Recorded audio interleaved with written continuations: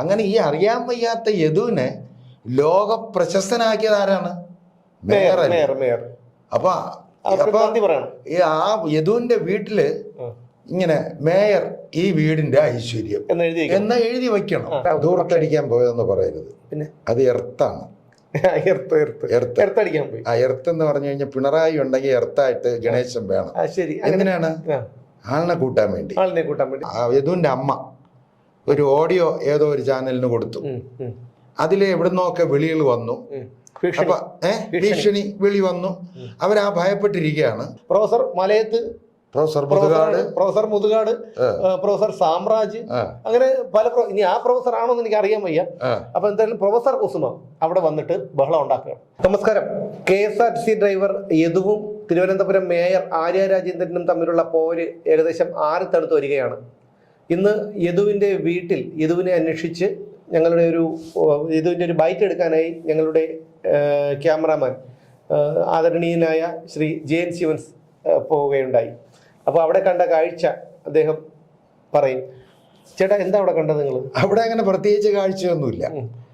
അപ്പോൾ studio road Merryland അവിടെയാണ് വീടെന്നറിഞ്ഞു. അപ്പം ഞാൻ വരുന്ന വഴിയാണ്. ഞാൻ ഇറങ്ങി. സാധാരണ രീതിയിൽ നമ്മൾ ചോദിക്കുന്ന ഏതെങ്കിലും കടയിലാണല്ലോ, ആ കടയിൽ വണ്ടി നിർത്തി നേരെ ഞാനിങ്ങനെ ചെന്ന ഉടനെ തന്നെ പുള്ളി ചോദിക്കുകയാണ്, യദുവിനെ അന്വേഷിച്ചാണോ? അപ്പം എൻ്റെ വണ്ടിയിൽ പ്രസ് ഒന്ന് എഴുതിയിട്ടുണ്ട്, യദുവിനെ അന്വേഷിച്ചാണോ? ഞാൻ ചോദിച്ചു അതെങ്ങനെ മനസ്സിലായി ഞാൻ യദുവിനെ അന്വേഷിച്ചാണെന്ന്? അല്ല, എനിക്കിപ്പോൾ പ്രത്യേകിച്ച് ജോലിയൊന്നുമില്ല. രാവിലെ മുതൽ യദുവിൻ്റെ വീട് പറഞ്ഞു കൊടുക്കലാണ് ജോലി. ഡെയിലി ഒരു 10-50 പേര് വരുന്നുണ്ട്, പോകുന്നുണ്ട്. അപ്പോൾ ഞാൻ പിന്നെ ഒരു ചായയൊക്കെ കുടിച്ചിട്ട് പുള്ളി പറഞ്ഞു തന്ന വഴിയിൽ നേരെ ചെല്ലുന്നു. നേരെ ചെല്ലുമ്പോൾ ഒരു സ്മാർട്ട് ഒരു 10 വയസ്സ് വരും. അവൻ കളിച്ചുകൊണ്ടിരിക്കുകയാണ്, പയ്യൻ. അപ്പം എനിക്ക് മനസ്സിലായി അത് യദുവിൻ്റെ മോനായിരിക്കും. ഞാൻ ചോദിച്ചു അച്ഛനില്ലേ എന്ന് ചോദിച്ചു. അപ്പോൾ അവൻ പറഞ്ഞു അച്ഛനില്ല, അച്ഛൻ പുറത്തോട്ട് പോയി. പിന്നെ വേറെ ആരുണ്ട്? അമ്മുമ്മയുണ്ട്, അപ്പൂപ്പനുണ്ട്. ശരി, ഞാൻ പറഞ്ഞ അമ്മുമ്മയോ അപ്പൂപ്പനെയോ വിളിക്കാൻ പറഞ്ഞു. അവൻ നേരെ പോയ ഉടനെ യദുവിൻ്റെ അച്ഛൻ ഇറങ്ങി വരുന്നു. യദു ഇല്ല, വേറെ കാര്യങ്ങളൊന്നും പറയാനില്ല കേട്ടോ. ഞാൻ ചോദിച്ചു, ഞാൻ വേറെ ഒരു കാര്യം പറയാൻ വേണ്ടിയല്ലല്ലോ വന്നേ, ഏതെങ്കിലും ചാനലിൽ നിന്നായിരിക്കും. ഞാൻ പറഞ്ഞു അതെങ്ങനെ മനസ്സിലായി? രാവിലെ എണീറ്റ് കഴിഞ്ഞാൽ രാത്രി 1 മണിയാവും ഞങ്ങൾക്ക് ഉറങ്ങാൻ വേണ്ടി. ഞാൻ പറഞ്ഞു അത് നിങ്ങൾക്ക് വേണ്ടിയല്ലേ? നിങ്ങൾക്ക് വേണ്ടിയാണല്ലോ, ഞങ്ങളെപ്പോലെയുള്ളവർ ഇത് പുറത്ത് കാണിക്കാൻ വേണ്ടിയാണല്ലോ ഈ മെനക്കെട്ട് വരുന്നത്. അതൊക്കെ നല്ല കാര്യം തന്നെയാണ്. ഇത് എത്ര ദിവസം കാണുമെന്ന് ഞങ്ങൾക്ക് അറിയാൻ വയ്യ. ഇപ്പൊ നിങ്ങൾക്കൊക്കെ ഇതൊരു ഉത്സവമാണ്. ആ ഒരു രീതിയിലാണ് അവരെൻ്റെ അടുത്ത് പറഞ്ഞത്. അല്ല, അത് ശരിയാണ്. കാരണം എന്ന് വെച്ച് കഴിഞ്ഞാല് ഇപ്പോ ചാനലുകാരും പിന്നെ അതുപോലെ ഓൺലൈൻ മീഡിയക്കാരും മറ്റുള്ളവരും ഒക്കെ യദുവിന്റെ കൂടെ ഉണ്ട്. ഇത് കഴിഞ്ഞ് ഇപ്പൊ തന്നെ അത് ആറിത്തണുത്ത് വരികയാണ്. ഇനി യദുവിന്റെ തലയിൽ ഒരു 4-5 കേസെങ്കിലും എടുത്ത് വെച്ചു കൊടുക്കാൻ സാധ്യതയുണ്ട്. പല കേസുകളും ഇനിയിപ്പോ യദുവിന്റെ തലയിൽ എടുത്ത് വയ്ക്കും. അപ്പോൾ ഇത് വരുമ്പോ ഇതിന്റെ കേസിന്റെ അവസാനം വരെ കോടതി കയറി ഇറങ്ങേണ്ടത് യദുവാണ്. തീർച്ചയായും അതവർക്കറിയാലോ. അവർക്ക് മാനസികമായിട്ട് ഭയങ്കര പേടിയുണ്ട്. അപ്പം ഞാൻ പറഞ്ഞൊരു കാര്യം ചെയ്യാം, യദുവില്ല, നിങ്ങൾക്കൊരു അഭിപ്രായം? ഒന്നും പറയാനില്ല. അപ്പം ഞാൻ ചോദിച്ചു നിങ്ങൾ ഭയം കൊണ്ട് മാറി നിൽക്കുകയാണോ? ഒരിക്കലും ഞങ്ങൾ മാറില്ല. ഞങ്ങൾ മാറിയാലും അവൻ ഇങ്ങനെയാണ് പുള്ളി പറഞ്ഞത്, അവൻ കട്ടയ്ക്ക് നിൽക്കുകയാണ്. ഇത് രണ്ടിലൊന്ന് അറിഞ്ഞിട്ടേ അവൻ അങ്ങോട്ടോ ഇങ്ങോട്ടോ പോവുള്ളൂ. ഞാൻ ചോദിച്ചു ജോലിയൊക്കെ പോയല്ലോ, ഒരു ട്രാൻസ്പോർട്ട് ജോലി മാത്രമല്ലല്ലോ, ഇവിടെ ഇഷ്ടംപോലെ വണ്ടികളുണ്ട്. അവന് ഡ്രൈവിങ്ങും അറിയാം. അതുകൊണ്ട് അവന് ജീവിക്കാനുള്ള വകുപ്പ് അവൻ തന്നെ ഉണ്ടായിക്കോളും. ഇല്ലാന്നുണ്ടെങ്കിലും എനിക്കിപ്പോഴും ആരോഗ്യമുണ്ട്. അപ്പം ഞാൻ ചോദിച്ചു നിങ്ങൾ ആരെയാണ് ഭയക്കുന്നത് ഇങ്ങനെ? അങ്ങനെയല്ല പിന്നെ അനിയ, ഭയക്കാതിരിക്കാൻ പറ്റൂല. ഇന്നലെ തന്നെ ഒരു അവര് യദുവിൻ്റെ അമ്മ ഒരു ഓഡിയോ ഏതോ ഒരു ചാനലിന് കൊടുത്തു. അതിൽ എവിടുന്നൊക്കെ വിളികൾ വന്നു. അപ്പൊ ഭീഷണി വിളി വന്നു. അവരാ ഭയപ്പെട്ടിരിക്കുകയാണ്. അപ്പൊ ഞാൻ പറഞ്ഞു അമ്മയ്ക്ക് എന്തെങ്കിലും പറയാനുണ്ടെങ്കിൽ എൻ്റെ അടുത്ത് പറ. വേണ്ട മോനെ, മോൻ വൈകിട്ട് വരും, എടുക്കാൻ പറഞ്ഞു.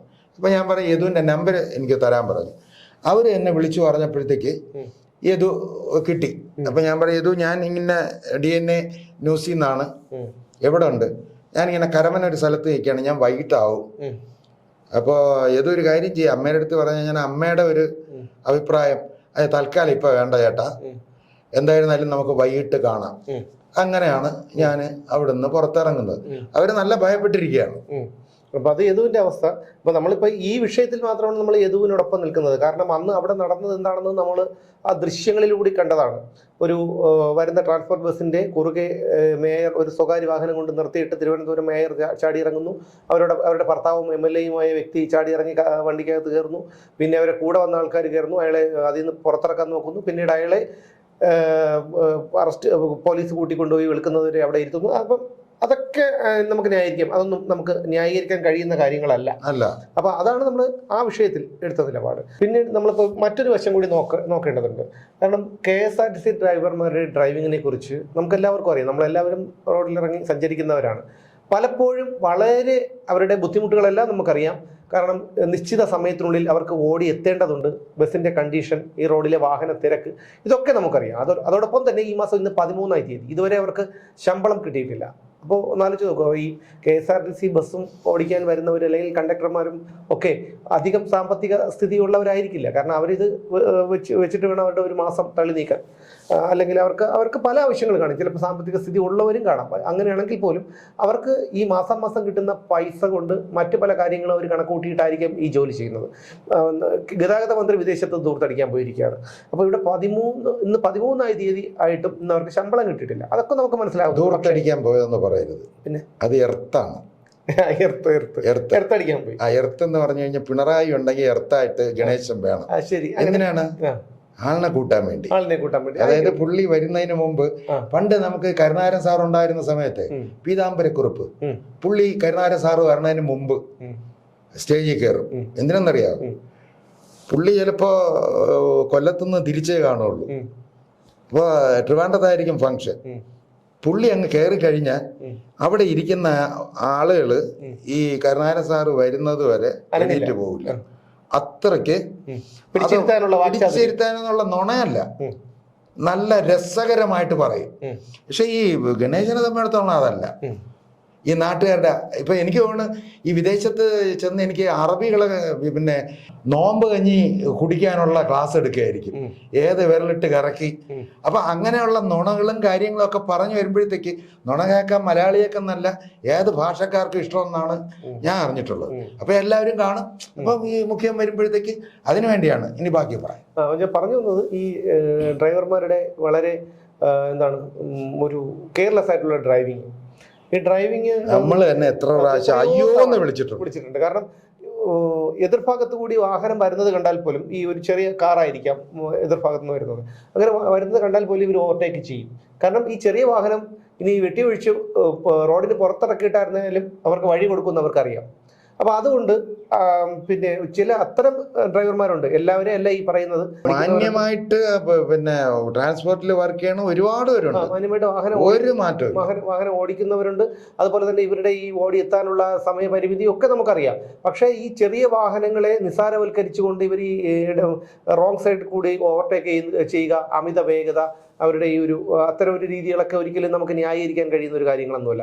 എല്ലാ മേഖലയിലും മോശപ്പെട്ട ആൾക്കാരും നല്ല ആൾക്കാരും ഒക്കെ ഉണ്ട്. ഇപ്പം നമ്മുടെ ഈ മേഖല എടുത്താൽ തന്നെ എന്നെ പോലുള്ള 1-2 പേരാണ് വളരെ മാന്യരായിട്ടുള്ളത്. ബാക്കിയുള്ളവരൊക്കെ കാര്യം നിങ്ങൾ അല്ല, ഞാൻ സത്യം പറയുമ്പോൾ അങ്ങനെയാണ്. അല്ല, സത്യം പറയുമ്പോൾ നിങ്ങൾക്കൊക്കെ ചൊറിയും, എനിക്കറിയാം കേട്ടാ. അപ്പം അത്തരം കാര്യങ്ങൾ ഒക്കെ നമുക്കറിയാം. ഡ്രൈവർമാരുടെ കാര്യങ്ങളൊക്കെ നമുക്കറിയാം. അപ്പോൾ ആ കാര്യങ്ങൾ കൂടി നമുക്ക് ഇതിലൂടെ കൂട്ടി വായിക്കാതിരിക്കാൻ കഴിയില്ല. കാരണം യദുവിനെ ന്യായീകരിക്കുന്നു എന്ന് കരുതിയ ന്യായീകരണമല്ല അന്നത്തെ ഒരു സംഭവത്തിനെ കുറിച്ച്. അതിന്റെ സത്യസന്ധമായ കാര്യങ്ങളായതുകൊണ്ട് നമ്മൾ അതിനെ ന്യായീകരിക്കുന്നു, അത്രേ ഉള്ളൂ. അപ്പോൾ ഈ ഇത്തരം ഈ KSRTC ഡ്രൈവർമാരും ശ്രദ്ധിക്കേണ്ട ഒരു കാര്യമുണ്ട്. കാരണം നിങ്ങളുടെ ജീവൻ പോലെ തന്നെ വിലപ്പെട്ടതാണ് മറ്റുള്ളവരുടെ ജീവൻ. ചെറിയ വാഹനം കൊണ്ട് വരുന്നു എന്ന് കരുതി അവരെയൊന്നും ഒരു നിസ്സാരമായി കാണേണ്ടതില്ല. അപ്പോൾ നമുക്കറിയാൻ പറ്റും, ഇവിടുന്ന് ലോങ് ട്രിപ്പൊക്കെ പോകുന്ന ഡ്രൈവർമാർ ഏത് തന്നെ ഓടിക്കുന്ന വഴിക്കടവാണ്. അതുപോലെ ബാംഗ്ലൂരു, സുൽത്താൻ ബത്തേരിയൊക്കെ പോകുന്ന ഡ്രൈവർമാരുടെ ബുദ്ധിമുട്ട് നമുക്കറിയാൻ പറ്റും. ഇപ്പോൾ തന്നെ കഴിഞ്ഞ ഒരു 2 ആഴ്ചയ്ക്ക് മുമ്പ് ഞാൻ രാത്രി ശാസ്തമംഗലത്തോട് വന്നപ്പോഴത്തേക്ക്, ശാസ്തമംഗലത്ത് ഞാൻ എൻ്റെ മുമ്പിൽ വണ്ടികൾ കിടപ്പുണ്ട്, പതിയെ വരികയാണ്. ആ റൗണ്ട് ബോട്ടിനോട് വന്നപ്പോഴത്തേക്കും ലെഫ്റ്റ് സൈഡിലൊരു ജസ്റ്റ് ഞാനിങ്ങനെ നോക്കിയപ്പോൾ എന്തോ വന്ന് നിൽക്കുന്നുണ്ട്. നോക്കിയപ്പോൾ KSRTC ബസ്സാണ്. ഇടത് സൈഡിൽ കൂടെയാണ് ഓവർടേക്ക് ചെയ്യുന്നത്. അതും ആ വളവാണ്, അവിടെ ടേണിംഗ് ആണ്, ജംഗ്ഷനാണ്. ഇതൊന്നും അയാൾ നോക്കുന്നില്ല. അപ്പോൾ ഞാൻ വിചാരിച്ചു ഈ സൈഡ് തകർന്നു പോയി എന്നുള്ള ഒരു ഇതിൽ തന്നെ ഞാൻ വണ്ടി കൊണ്ടുവന്ന് നമ്മുടെ ആ സ്റ്റോപ്പിനടുത്ത് നിർത്തി, മുമ്പിലോട്ട് നിർത്തി. അപ്പോൾ ഇയാളെ സ്റ്റോപ്പിൽ ആൾ കയറ്റാൻ നിർത്തി. ഞാൻ ഇറങ്ങി ചെന്നിട്ട് ഞാൻ ഇയാളോട് ചോദിച്ചു, ചേട്ടാ നിങ്ങൾ എന്താ കാണിച്ചത്? ഈ ഇട സൈഡിൽ കൂടെയാണ് ഓവർടേക്ക് ചെയ്യുന്നത്, തട്ടിയിരുന്നെങ്കിൽ എന്ത് ചെയ്യുമായിരുന്നു? തട്ടിയില്ലല്ലോ, അപ്പം നമുക്ക് നോക്കാം. അങ്ങനെ ഇത്തരം ധാരണയുള്ള കുറേ ഡ്രൈവർമാരുണ്ട്. കാരണം അവർ KSRTC ഡ്രൈവർമാരാണ്, എന്തെങ്കിലും ഡ്യൂട്ടി കടയിൽ സംഭവിച്ചാലും അത് അവർക്കതൊരു വിഷയമല്ല എന്നൊക്കെ കരുതി വളരെ ഇത്തരത്തിൽ ഡ്രൈവ് ചെയ്യുന്ന അല്ലെങ്കിൽ പെരുമാറുന്ന ഡ്രൈവർമാരില്ല എന്നല്ല ഉണ്ട്. ഞാൻ എന്താണ് ചേട്ടാന്ന് ചോദിച്ചപ്പോൾ ഇയാൾ ചൂടാവുകയാണ്. അയാൾ പറയുന്നു എന്നെ ചീത്ത വിളിച്ചു. അപ്പൊ എനിക്ക് ചീത്ത വിളിക്കാൻ അറിയില്ലല്ലോ, അറിയില്ല. അതാണ് ഞാൻ പുതിയ ചീത്തകൾ അറിയാത്തതുകൊണ്ടായിരിക്കും. അല്ല ചേട്ടാ, എനിക്കറിയില്ല ചീത്ത വിളിക്കാൻ, പിന്നല്ലാതെ ഞാൻ ചീത്ത വിളിക്കാൻ അറിയാം. മുഴുത്ത സാധനം തന്നെ വിളിച്ചു എങ്ങനെ അതുകൊണ്ടാ ഇടൂ. അപ്പൊ എന്തായിരുന്നാലും പുള്ളിക്കാരൻ ഉടനെ ചീത്ത വിളിക്കേണ്ട കാര്യമില്ലല്ലോ. അപ്പൊ അവർക്ക് തന്നെ അറിയാം ഈ വാഹനം വന്ന് തട്ടിക്കഴിഞ്ഞാൽ വേറെ ഒന്നുമില്ല. ഒന്നുകിൽ നമ്മൾ ട്രാൻസ്പോർട്ട് ബസ്സല്ലേ, ഇതിന് ഇൻഷുറൻസ് ഒന്നുമില്ല, ഇനിയിപ്പോൾ ഇതിന്റെ പുലിവാല് പിടിക്കാനൊന്നും വയ്യ എന്ന് കരുതി നമ്മൾ കളഞ്ഞിട്ട് പോകും എന്നുള്ള. അത് മാത്രമല്ല, ഈ ബസ് ആ ട്രിപ്പ് നെടുമങ്ങാട് ഡിപ്പോയിൽ അവസാനിപ്പിക്കാനുള്ളതായിരുന്നു. ഇപ്പൊ ശാസ്താമംഗലത്ത് നിന്ന് അരുവിക്കര വഴി നെടുമങ്ങാട് പോലെ എത്ര സമയം എടുക്കും? അപ്പൊ അത്രയ്ക്കൊരു റിസ്ക് എടുത്തൊന്നും വണ്ടി ഓടിക്കേണ്ട കാര്യമൊന്നുമില്ല. അപ്പൊ അതുപോലുള്ള ഡ്രൈവർമാരും ഉണ്ട്. അപ്പൊ എന്തായിരുന്നാലും യദുവിന്റെ പ്രതാപമൊക്കെ അസ്തമിച്ച് വരികയാണെന്ന് തോന്നുന്നു. കാരണം യദുവിന് ഇപ്പം ആർക്കും അങ്ങനെ ഒരു ഇല്ല. പ്രതാപം എന്ന് പറഞ്ഞു കഴിഞ്ഞാല് ഇപ്പൊ നല്ല ഇതിൽ നിൽക്കുകയാണ്. കാര്യം പുള്ളി അപ്പോയിന്റ്മെന്റ് ഫിക്സ് ചെയ്ത് കൊടുക്കുകയാണ്. അത് ശരി, മനസ്സിലായില്ലേ? ഇത് എൻ്റെ അടുത്ത് ഞാൻ തന്നെ ചിരിച്ച ഒരു സംഭവമാണ്. പുള്ളിയുടെ അച്ഛൻ ഈ പറഞ്ഞു വന്ന കൂട്ടത്തില് എത്ര മണിക്കാണ് അപ്പോയിൻമെൻ്റ് എന്നൊന്ന് യദുവിൻ്റെ അടുത്ത് ചോദിച്ചിട്ട് അപ്പം ഞാൻ ചിരിച്ചു പോയി. യഥാർത്ഥത്തിൽ ഞാനാണ് ഇന്നെങ്ങനെ ഉണ്ടല്ലോ, മേയർക്ക് ദീർഘായുസ് നേർന്നുകൊണ്ട് 1000 തേങ്ങ ഗണപതി കൊല്ലം അടിക്കുമായിരുന്നു. അതായത് യദു വെള്ളയണിയിൽ നിന്ന് നേമം ജംഗ്ഷനിൽ ചെല്ലാം 1 കിലോമീറ്റർ അല്ലെങ്കിൽ 2 കിലോമീറ്റർ, അവിടം വരെ ചിലപ്പോൾ യദുവിനെ അറിയാമായിരിക്കും. അപ്പുറത്തെ ഒരു ജംഗ്ഷനിൽ ചെന്ന് കഴിഞ്ഞാൽ യദുവിനെ അറിയാൻ വയ്യ. ഈ അറിയാൻ വയ്യ പ്രശസ്തനായി. ഈ പ്രശസ്തിയുടെ കാര്യം നിങ്ങൾ പ്രശസ്തനായെന്നല്ലേ ഉദ്ദേശിച്ചല്ലേ? അങ്ങനെ ഈ അറിയാൻ വയ്യാത്ത യദുവിനെ ലോക പ്രശസ്തനാക്കിയത് ആരാണ്? മേയർ. അപ്പൊ ആ യദുവിന്റെ വീട്ടില് ഇങ്ങനെ മേയർ ഈ വീടിന്റെ ഐശ്വര്യം എന്ന് എഴുതി വയ്ക്കണം. ശരി. അപ്പോൾ ഞാൻ ഈ പ്രശസ്തിയുടെ കാര്യം പറഞ്ഞുകൊണ്ടാണ് ഞാനിപ്പോൾ പറയുന്നത്. ഇപ്പോൾ ഉച്ചയ്ക്ക് ഉള്ള ന്യൂസിലൊക്കെ കാണിച്ചൊരു സംഭവമുണ്ട്. ഷാജിബോ എന്ന് പറഞ്ഞ ഒരു വ്യക്തി കുറച്ച് മാസങ്ങൾക്ക് മുൻപ്, ഒരു പ്രവാസിയാണ് അദ്ദേഹം, ഒരു സമരം നടത്തിയിരുന്നു. അദ്ദേഹത്തിന് എന്തോ പഞ്ചായത്തോ മുനിസിപ്പൽ കോർപ്പറേഷൻ എന്തോ ലൈസൻസ്, അദ്ദേഹത്തിന്റെ സ്ഥാപനത്തിന് ലൈസൻസ് കൊടുക്കാത്തതുമായി ബന്ധപ്പെട്ടാണെന്ന് തോന്നുന്നു, ഞാൻ ഓർക്കുന്നില്ല. അദ്ദേഹം പിന്നീട് ഇപ്പോൾ ഒരു ടൈൽ ഷോപ്പ് തുടങ്ങി, വലിയ ഹോൾസെയിലാണെന്ന് തോന്നുന്നു, വലിയൊരു ഷോപ്പാണ്. ന്യൂസിൽ ഞാൻ അങ്ങനെ കണ്ടത്, കോട്ടയത്തോ ഭാഗത്തെവിടെയാണ്. അപ്പോൾ ഇന്ന് അദ്ദേഹത്തിന്റെ ഷോപ്പിന്റെ മുമ്പിൽ ഒരു പ്ലാവ് നിന്നിരുന്നു. ഈ പ്ലാവ് ഉണങ്ങിപ്പോയി. ഈ പ്ലാവിനെ രാസദ്രാവകം ഒഴിച്ച് ഉണക്കിയതാണെന്ന് ആരോപിച്ചുകൊണ്ട് ഒരു പരിസ്ഥിതി പ്രവർത്തക, അവരുടെ പേര് പ്രൊഫസർ കുസുമം എന്നാണ്. ഞാൻ ആദ്യമായിട്ട് ഈ കുസുമത്തിനെ കേൾക്കുന്നത്. പ്രൊഫസർ എന്ന് വെച്ചാൽ professor Malayath, professor Muthukad, professor Samraj, അങ്ങനെ പല ഇനി ആ പ്രൊഫസർ ആണോ എന്ന് എനിക്ക് അറിയാൻ വയ്യ. അപ്പൊ എന്തായാലും പ്രൊഫസർ കുസുമം അവിടെ വന്നിട്ട് ബഹളം ഉണ്ടാക്കുകയാണ്. ബഹളമല്ല, ഒരു സമരം നടത്തുക, പ്രതിഷേധം നടത്തുകയാണ്. അപ്പോൾ സ്വാഭാവികമായിട്ടും അദ്ദേഹത്തിന്റെ കിളി പോയിരിക്കുകയാണ് അന്നത്തെ പ്രശ്നത്തിനെയൊക്കെ കൊണ്ട്.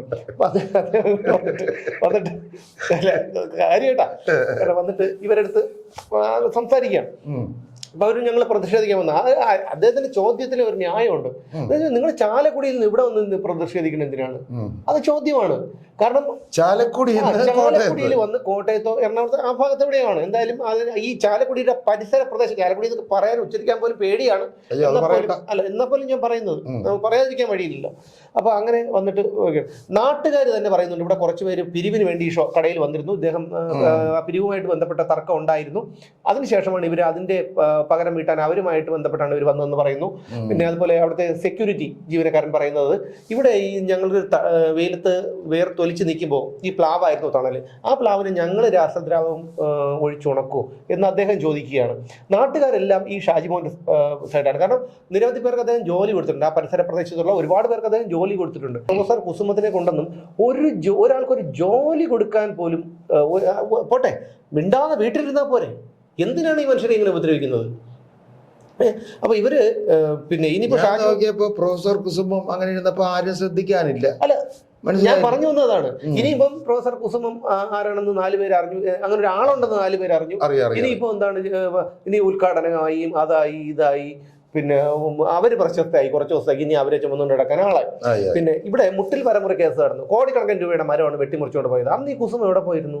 പിന്നെ ദേശീയപാത വികസനത്തിന്റെ പേരിൽ പതിറ്റാണ്ടുകളും നൂറ്റാണ്ടുകളും പഴക്കമുള്ള റോഡ് വശങ്ങളിൽ നിന്നിരുന്ന മരങ്ങളാണ് മുറിച്ചു തള്ളിയത്. പകരം മരം വെച്ചിട്ടുമില്ല. അന്ന് ഈ കുസുമ എവിടെ പോയി? അങ്ങനെ നിരവധി ചോദ്യങ്ങൾ ഉള്ളപ്പോഴാണ് ഈ ഷാജി മോഹന്റെ വീടിന്റെ കടയുടെ മുമ്പിൽ നിന്ന് പ്ലാവ് രാസദ്രാവകം ഒഴിച്ച് ഉണക്കിയെന്ന് പറഞ്ഞുകൊണ്ട് ചാലക്കുടിയിൽ നിന്ന് ഇദ്ദേഹം ഇവിടെ വന്നിരിക്കുന്നത്. ഇനിയിപ്പോൾ അയാളുടെ പേരിൽ ഏതൊക്കെ കേസ് ചുമത്തും എന്നുള്ള കാര്യം എനിക്കറിയില്ല. ഷാജിമോന്റെ കട പൂട്ടി, ക്ലീൻ ആയി, അയാളുടെ കാര്യത്തിൽ തീരുമാനമായി. ഞാൻ പറഞ്ഞു വന്നത് വേറെ ഒന്നുമില്ല, ഇത്തരം പ്രശസ്തിക്ക് വേണ്ടി ഇറങ്ങി നടക്കുന്ന കുറെ പേരുണ്ട്. അതുപോലെ തന്നെ മേയർ വിചാരിച്ചെന്ന് വെച്ച് കഴിഞ്ഞാൽ ഇന്നിപ്പോ ലോകായുക്തയിൽ പിണറായി വിജയന്റെ എതിരെ കേസ് കൊടുത്തിരിക്കുന്ന ശശികുമാർ, അദ്ദേഹം പറഞ്ഞത് ഇവര് ഒരു മേയറായതിനു ശേഷം കൈരളി ടി വിയിൽ നടത്തിയ ഒരു അഭിമുഖത്തിൽ മേയർ ആര്യ രാജേന്ദ്രൻ തള്ളിയത്, എനിക്ക് IPS കാര്യമാവാനായിരുന്നു ആഗ്രഹം, ഇനിയും ഞാൻ അതിനു വേണ്ടി ശ്രമിക്കുമെന്നാണ്. അപ്പോൾ പിന്നെ LBS എഞ്ചിനീയറിംഗിന് പോയ ആള് അത് പറ്റില്ല എന്ന് പറഞ്ഞുകൊണ്ട് പിന്നീട് പിന്നെ ഡിഗ്രിക്ക് പോയി. ആ ഡിഗ്രിക്ക് അവരുടെ മാർക്ക് 0. ആ ആളാണ് പറയുന്നത് ഈ പിന്നെ ഞാൻ IPS കാരിയാണ്. അപ്പം എന്താണ്, നമുക്ക് IPS കാര്യമാവാൻ കഴിയില്ല എന്ന് നമുക്ക് തന്നെ അറിയാം. 10 ജന്മം ജനിച്ചാലും ആവാൻ കഴിയില്ലെന്നറിയാം. അപ്പോൾ എന്താണ്, ഇനിയിപ്പോൾ ഇതുപോലെ ഷോയൊക്കെ IPS ഏരിയയുള്ള സിനിമയെ കാണിക്കുമ്പോഴൊക്കെ കാണിക്കാം എന്നുള്ള ഒരു ധാരണയായിരിക്കും.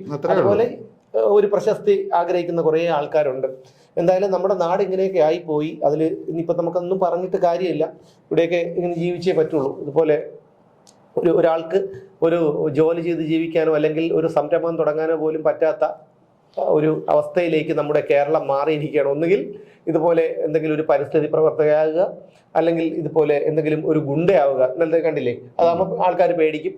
ഗുണ്ടയാവുക, അല്ലെങ്കിൽ തട്ടിപ്പ്, ഇതൊന്നും അല്ലെങ്കിൽ രാഷ്ട്രീയക്കാർ, ഏതെങ്കിലും പാർട്ടിയിൽ എന്ന് വെച്ചാൽ എന്തെങ്കിലും ക്ലച്ച് പിടിക്കണമെങ്കിൽ ഇനിയിപ്പോൾ CPM-നോടൊപ്പം നിന്നേ പറ്റുള്ളൂ. അങ്ങനെ എന്തെങ്കിലും ചെയ്യുക. മാന്യമായിട്ട് നമുക്കൊരു തൊഴിലെടുത്തോ അല്ലെങ്കിൽ ഒരു സംരംഭം തുടങ്ങിയോ കേരളത്തിൽ ജീവിക്കാൻ കഴിയില്ല. എന്തായാലും യദുവിൻ്റെ വിധി കണ്ടറിയാം.